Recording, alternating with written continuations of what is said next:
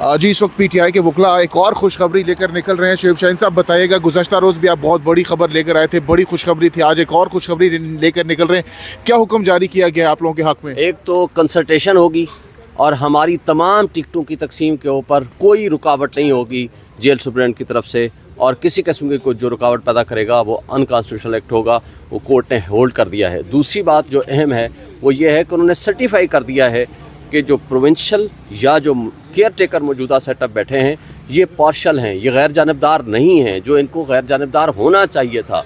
तो ये दो बहुत अहम खबरें। आप लोगों ने क्या दरख्वास्त क्या की थी? आप लोगों ने दरख्वास्त दी थी कि जो मौजूदा चेयरमैन हैं और उनके साथ साबका चेयरमैन के साथ हमारी कंसल्टेशन की जाए ताकि हम free and fair Imran Khan साहब के और गौहर साहब जी मुलाकात हो, और उनकी एक नॉमिनेटेड पैनल भी है। उनकी मुलाकात के नतीजे में जो टिकटों की तकसीम है वो बहुत अहम है, वो कंसल्टेशन के बगैर हो नहीं सकती। तो ये मियां गुल हसन औरंगजेब साहब ने अब ऑर्डर कर दिया कि दोनों की मुलाकात होगी? जी मुलाकात होगी, टिकटों की तकसीम के ऊपर प्रोसेस मुकम्मल होगा और इसके अंदर किसी किस्म की रुकावट नहीं पैदा की जाएगी। ये बहुत अहम खबर है। ये आप लोगों के लिए आपकी बातें तो मानी जा रही हैं, आप लोग खदशात का इजहार कर रहे थे अदालतों से, लेकिन कल भी आप लोगों की बात मानी गई। अदालतों से तो कभी भी नहीं किया। जो कंप्रोमाइज जजेस हैं मुझे बताएं, अब जज अब्दुल सनाद जुल्करनैन, जस्टिस आमिर फारूक साहब जिन्होंने साइफर वाले केस में वो जजमेंट लिखी है, उसके बारे में सुप्रीम कोर्ट ने क्या लिखा?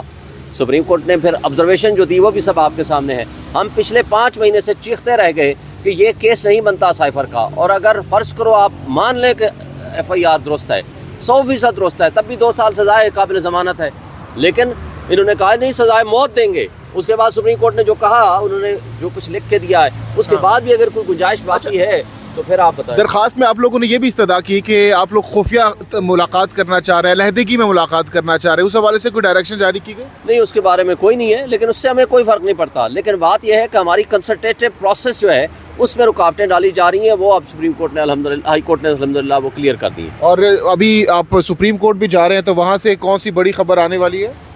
इंशाल्लाह उसमें कंटेम्प्ट हम फाइल कर चुके हैं। और उस कंटेम्प्ट पटिशन में हम उम्मीद रखते हैं कि जो ही वो लगेगी, आज और कल चूँकि इस्लामाबाद में बेंचेस नहीं हैं, जो ही वो लगेगा इंशाल्लाह इलेक्शन कमीशन को हमें वो फ्री एंड फेयर और ट्रांसपेरेंट इलेक्शन के लिए जो बुनियादी ज़रूरियात हैं वो हमारी मुतालबात और ज़रूरियात पूरी होंगी। इस्लामाबाद में जलसों के हवाले से भी आपने कल गुज़श्ता रोज़ एक दरख्वास्त दी थी, उस हवाले से क्या डेवलपमेंट सामने? उसको वो केस नहीं लगा। और खान साहब खुद जाएंगे, मीटिंग करेंगे और उसके बाद जो टिकट की अनाउंसमेंट है उसके बाद होगी? जी उसके फ़ौरन बाद होगी। और ये कब तक मीटिंग मुतवक्के है? आप भी वहाँ पर गुफ्तगू कर रहे थे, तो उन्होंने कहा है फौरी तौर पर करें, फौरी तौर पर, मतलब है आज भी हो सकता है, कल भी हो सकता है, परसों भी हो सकता है, बट नॉट मोर देन हम कह सकते हैं 2-3 दिनों में, इसलिए कि ये एक टाइम बाउंड मैटर है।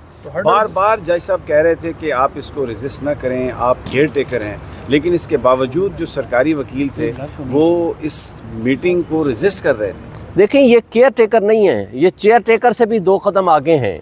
ये जिनकी पैदावार है, जिनके कहने पे ये काम कर रहे हैं, वो सब कुछ सबको नज़र आ रहा है। देखें, इन सब को मसला क्या है, अवाम और इमरान खान एक पेज पे है, वो एक जगह पे खड़े हुए हैं। आज 80% से ज़्यादा पॉपुलैरिटी इमरान खान और PTI की है, वो सारे इमरान खान के पीछे खड़े हैं।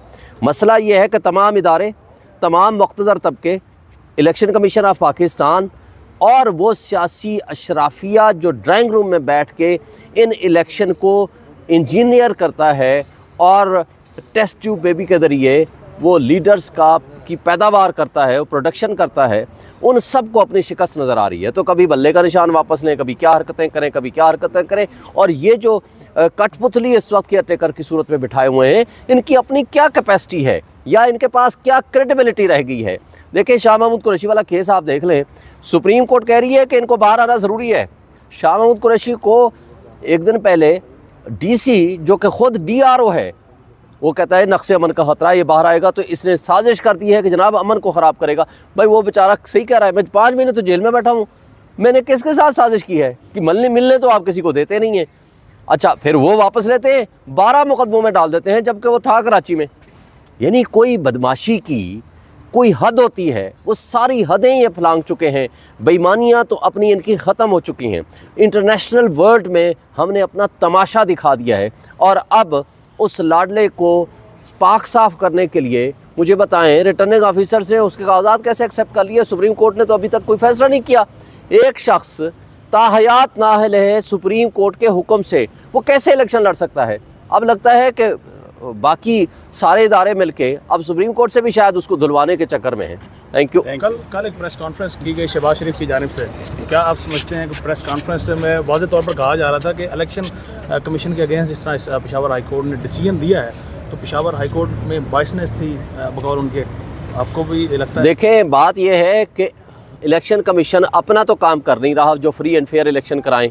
वो तो जो जुल्म जबर बर्बरियत हो रही है उसके ऊपर आंखें और कान बंद करके बैठा है।